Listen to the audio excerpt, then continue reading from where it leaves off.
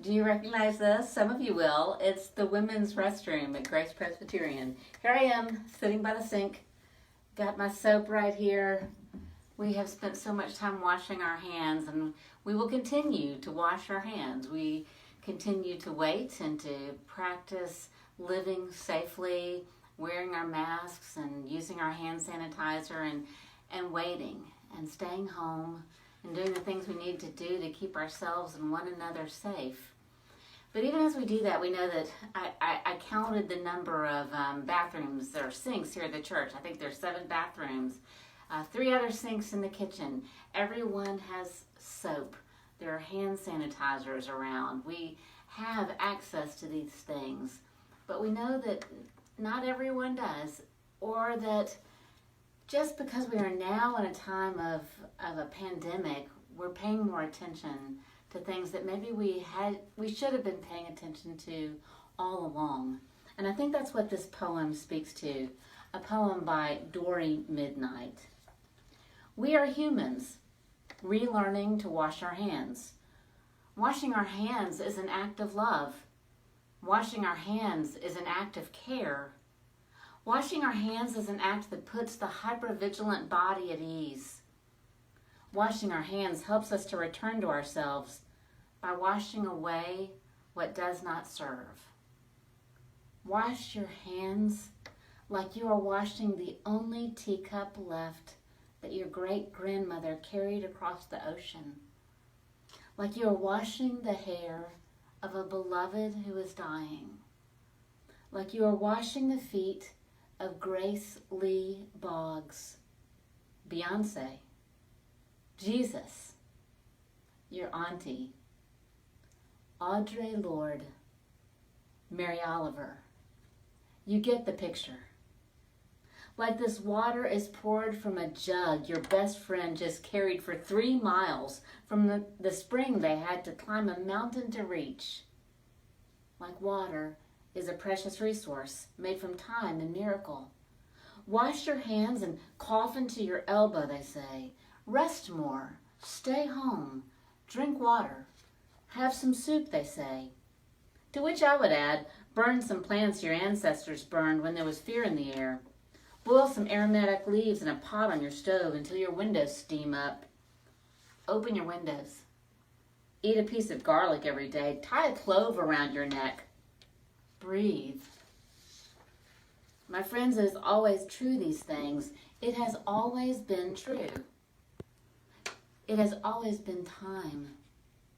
It is always true that we should move with care and intention, asking, do you want to bump elbows instead with everyone we meet? It is always true that people are living with one lung, with immune systems that don't work so well, or perhaps work too hard, fighting against themselves. It is already true that people are hoarding the things that the most vulnerable need. It is already time that we might want to fly on airplanes less and not go to work when we are sick.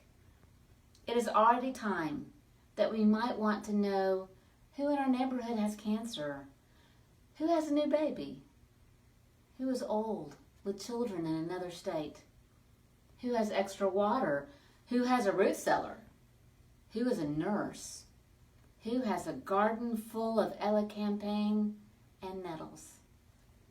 It is already time that temporarily non-disabled people think about people living with chronic illness and disabled folks, that young people think about old people. It is already time to stop using synthetic fragrances to not smell like bodies, to pretend like we're all not dying. It is already time to remember that those scents make so many of us sick. It is already time to not take it personally when someone doesn't want to hug you. It is already time to slow down and feel how scared we are. We are already afraid. We are already living in the time of fires. When fear arises, and it will, let it wash over your whole body instead of staying curled up tight in your shoulders. If your heart tightens, contract and expand. Science says compassion strengthens the immune system. We already know that. But capitalism gives us amnesia and tricks us into thinking it's the thing that protects us. But it's the way we hold the thing, the way we do the thing. Those of us who have forgotten amuletic traditions, we turn to hoarding hand sanitizer and masks. We find someone to blame. We think that will help. Want to blame something? Blame capitalism. Blame patriarchy. Blame white supremacy. It is already time to remember to hang garlic on our doors and to dip our handkerchiefs in thyme tea, to rub salt on our feet, to pray the rosary, kiss the mezuzah, cleanse with an egg.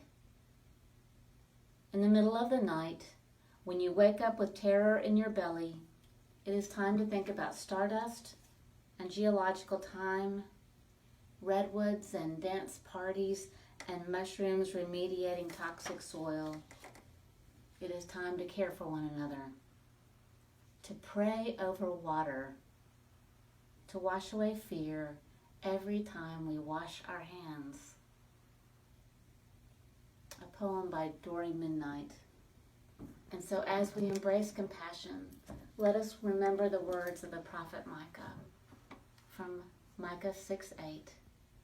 What does the Lord require of you but to do justice, embrace kindness, and walk humbly with your God? Thanks be to God. Rest well.